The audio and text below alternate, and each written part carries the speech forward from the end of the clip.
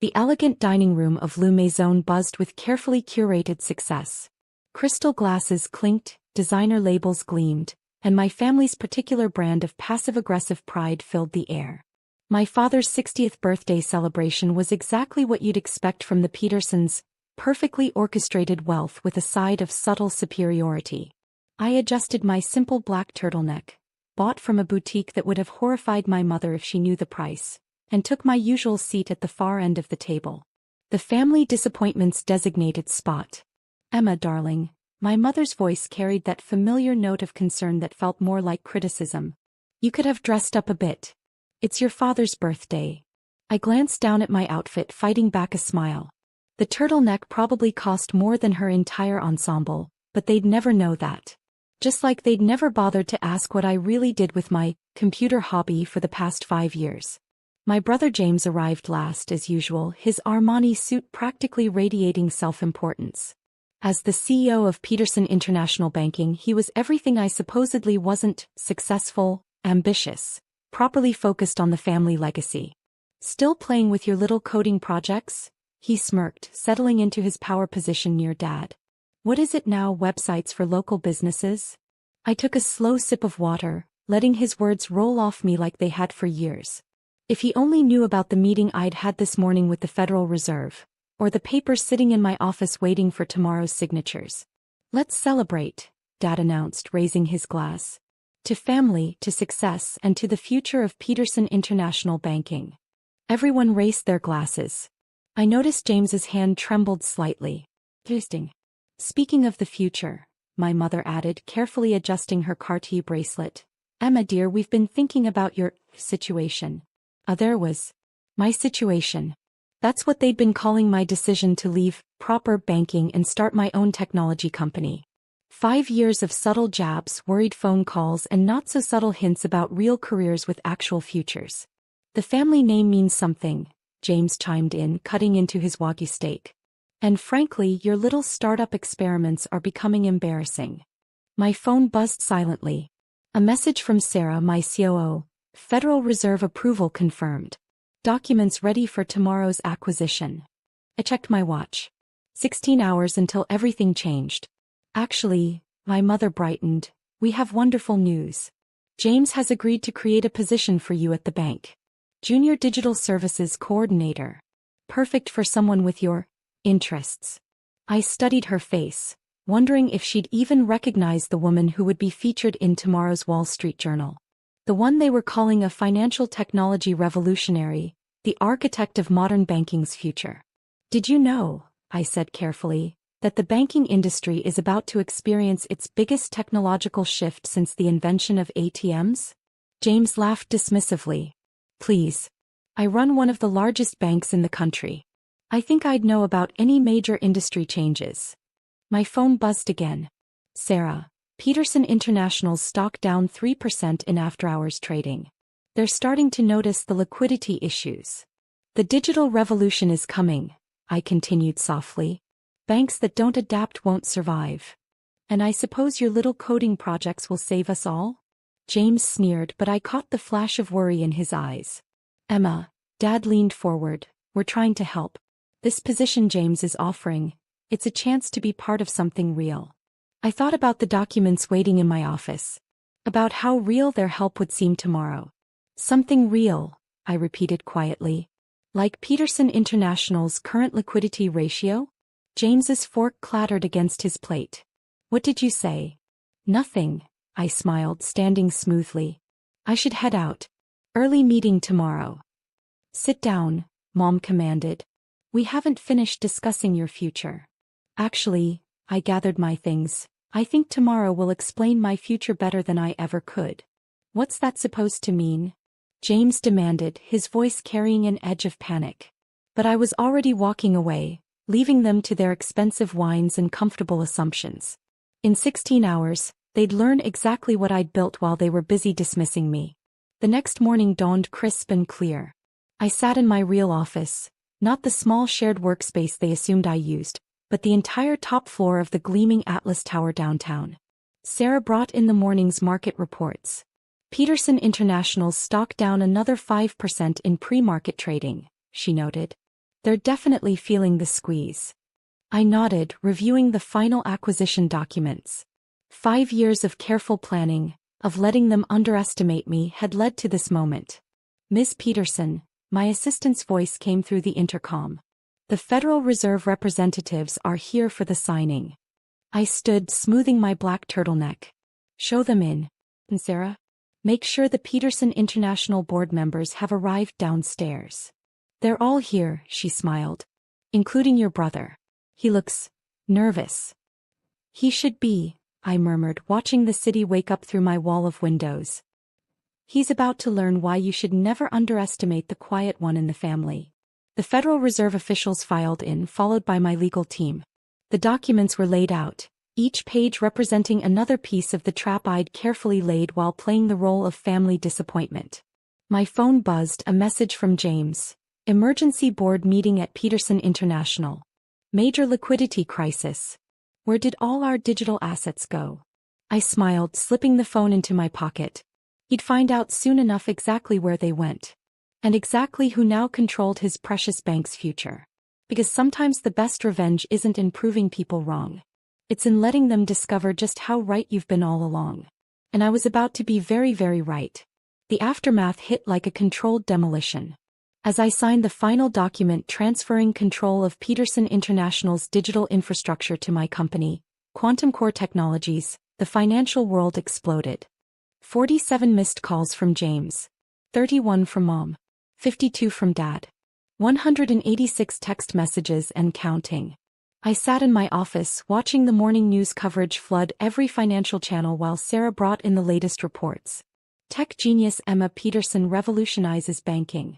Quantum Core's digital banking platform becomes industry standard. Peterson International faces crisis as sister company takes control. Your brothers tried to enter the building 4 times, Sarah reported, setting down my coffee. Security had to threaten him with trespassing charges. I picked up my phone to read the latest message from James. What have you done? This is impossible. Our digital infrastructure. Everything's locked. The whole system's running through your servers. Then from Mom. Darling, we're all so shocked. Why didn't you tell us? The ladies at the club are calling you a visionary. Dad's message was shorter. How long have you been planning this? I set the phone down and turned to the wall of screens displaying real-time data from every major bank in the country. All of them now dependent on Quantum Core's revolutionary blockchain banking platform. The same platform James had dismissed as my little coding project. Miss Peterson, my assistant's voice came through the intercom. The Peterson International Board has requested an emergency meeting. They're insistent. I checked the market data. Peterson International's stock had plummeted 30% since opening. Their digital banking services, now controlled by Quantum Core, were the only thing keeping them from complete collapse. Send them up, I said. And Sarah, bring in the integration proposal. The board members filed in looking shell-shocked. James entered last, his perfect suit wrinkled, his usual arrogance replaced by barely controlled panic. What did you do? He demanded. How did you get control of our entire digital infrastructure? I turned my laptop screen toward them, showing a simple document dated 5 years ago. Remember when you asked me to look over the bank's new digital services contract? The one you couldn't be bothered to understand because it was just computer stuff? His face paled. That was a standard service agreement. No, I corrected. That was a master service agreement giving Quantum Core complete control over your digital banking platform. You signed it yourself, James. You just never bothered to read what your disappointing sister put in front of you. This is illegal, he sputtered. We'll sue. On what grounds? I stood, walking to my wall of windows. Everything was properly disclosed, properly signed, properly filed. You just didn't think your little sister's coding projects were worth your attention.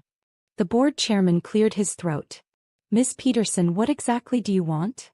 I turned back to face them. Integration. Peterson International becomes part of Quantum Core's global banking network.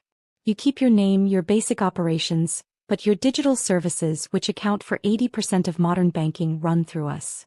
Or, James whispered, or you try to rebuild your entire digital infrastructure from scratch. While your competitors all use our superior platform.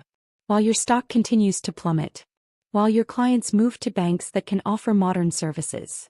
My phone buzzed, a message from Dad. We need to talk. Family dinner tonight. I showed the message to James. Interesting how quickly playing with computers becomes a serious business discussion when billions are at stake. The board members shifted uncomfortably.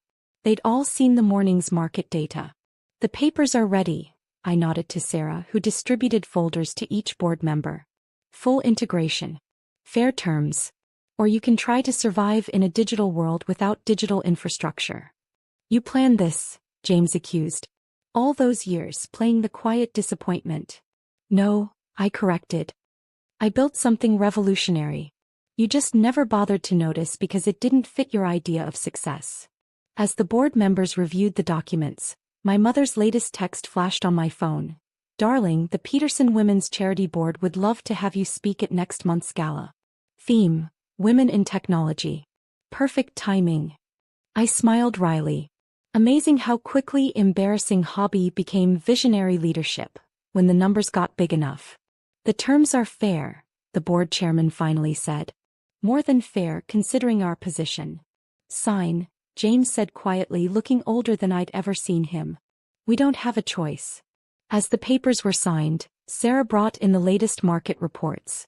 Quantum Core's stock had soared another 40%. Every major bank in the country was calling about our platform. Welcome to the future of banking, I said as the board members filed out. The one you couldn't see coming because you were too busy looking down on it. James lingered behind, staring at the empire I'd built while he was busy mocking my career choices. The family dinner tonight, he said. Will you come? I looked at him thoughtfully. Will you be ready to actually listen this time? He nodded slowly, humbled at last. I think we all will. The rest of the day passed in a blur of press conferences and integration meetings.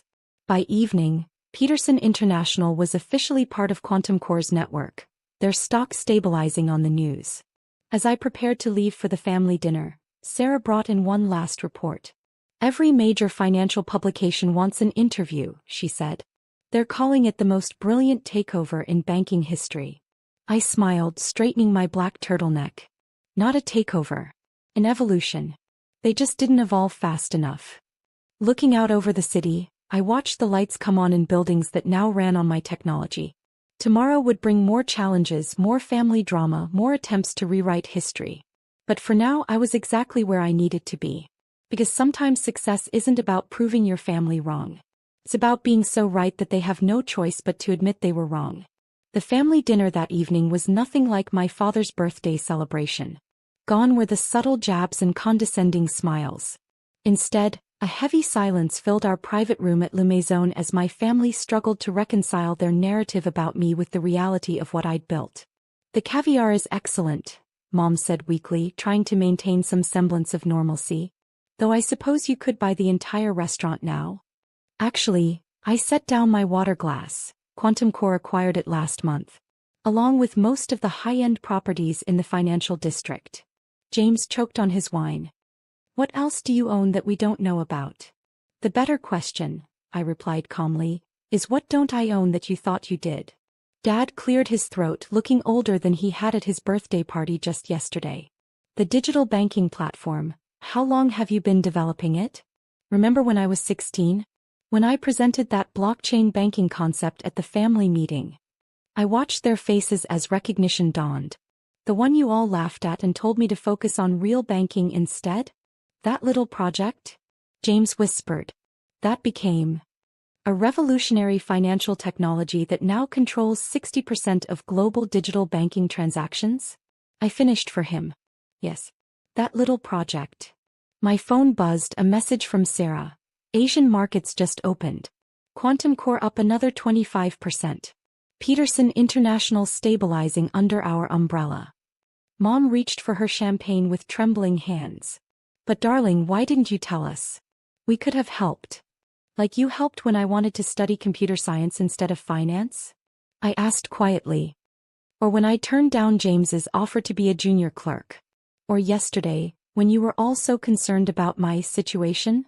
The silence that followed was deafening. We were wrong, Dad said finally, his voice carrying the weight of years of dismissal.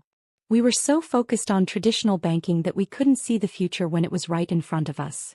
No, I corrected gently. You couldn't see me. Because I didn't fit your definition of success. James stared into his wine glass. The integration team found something today. In the digital archives. Every major innovation Peterson International claimed in the past 5 years came from the service agreement you signed with my little startup. I nodded. Every digital advancement that kept the bank relevant? That was me, quietly modernizing our family legacy while you took the credit. And now? Mom asked hesitantly. What happens to the Peterson name?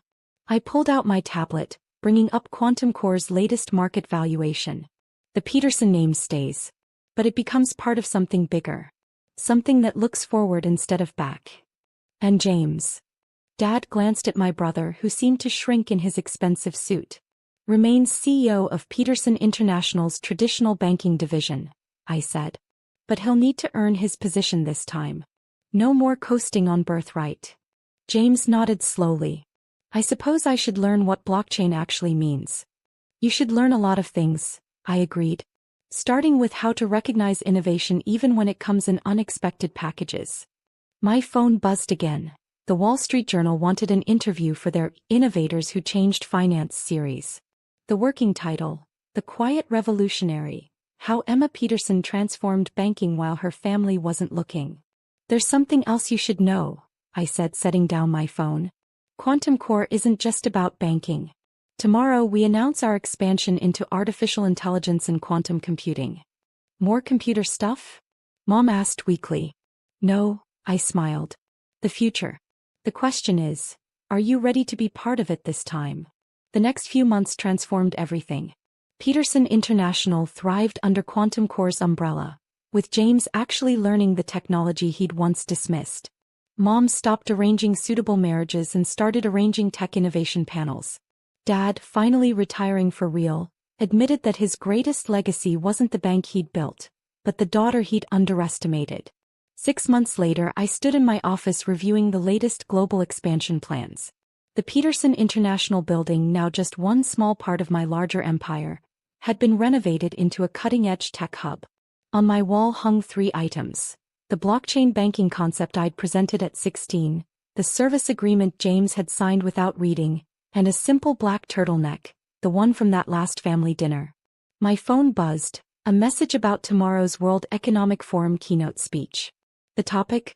The power of being underestimated, how innovation thrives in the shadows of doubt. I smiled, remembering all those family meetings where they'd ignored my ideas, dismissed my vision, relegated me to the far end of the table. They never noticed that the quiet one they called a disappointment was actually building the future. Their mistake. My triumph. Because sometimes success isn't about proving your family wrong. It's about being so undeniably right that they have no choice but to see you clearly at last. And as I looked out over my city, watching the lights come on in buildings that now ran on my technology, I knew this was just the beginning. The quiet revolution I'd started in banking was spreading to every industry, every sector, every corner of the global economy. They'd called me a disappointment at my father's birthday. Now they called me a visionary.